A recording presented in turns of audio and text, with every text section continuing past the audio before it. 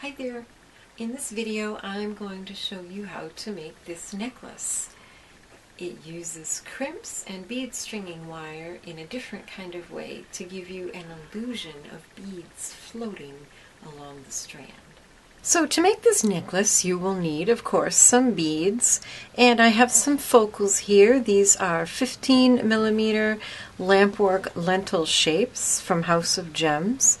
I also have 5 8mm filigree in gold and 6 4x6mm clear crystals. You'll need crimps. You'll need 2 for each of your beads, plus you'll need 6 to finish the necklace. You'll need 6 wire protectors, 2 jump rings, a clasp, a bit of chain, and then you'll also need some colored bead stringing wire. I have this in gold, but it comes in lots of colors. And get the best quality you can find, at least 19 strand. That means there's actually 19 strands of wire inside each of these wires, and that makes it very nice and flexible. Anything less is pretty stiff and won't drape nicely. Tools. You'll need wire cutters and chain nose pliers, and I would strongly recommend a tool such as the one-step crimper for dealing with your crimps. It makes a nice, neat, flattened crimp, but you can also use just chain nose pliers to flatten your crimps. And a bead design board is indispensable for a project like this. I have my beads arranged so they're staggered, so none of them are exactly in line with the other. I'm going to grab one of my 3 28-inch pieces of wire and slide on one of my beads that's near the center. Next I'm going to slide on a crimp. I'm going to use my crimpers, or like I said, you can use just chain nose pliers, and flatten that crimp.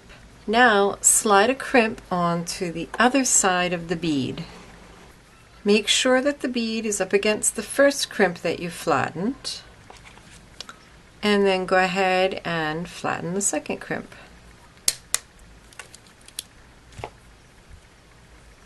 Now you have your first bead in place. Next, lay your bead on the design board where you had it positioned, where you want it to be positioned.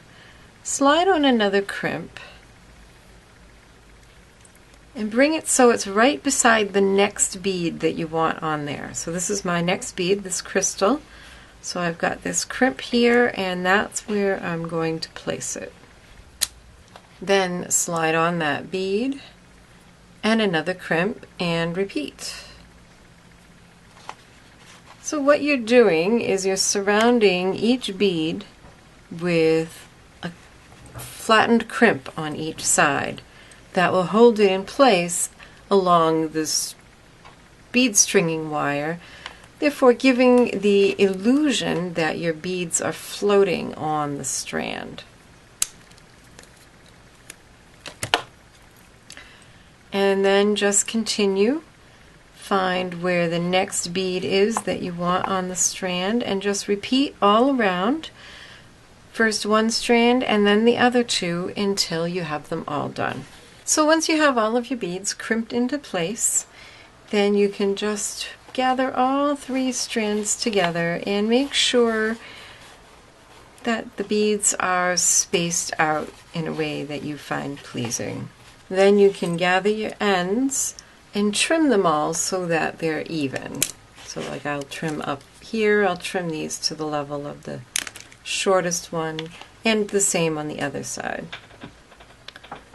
To finish each end, you're going to slide on a crimp and then slide on a wire protector in one end and out the other, and back through the crimp. And when you do this on all of the strands, in order to keep your strands even, try to leave the same amount of wire on as excess on each end. And then you can use your crimper to flatten that crimp.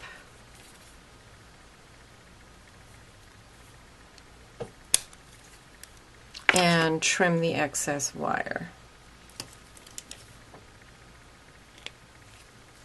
And repeat for all 6 ends of your necklace.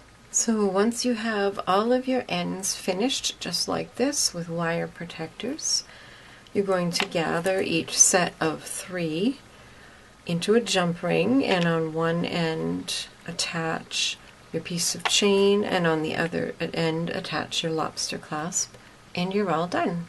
So here's a look at the necklace all done. A really fun way to use just a few beads and get a very nice effect.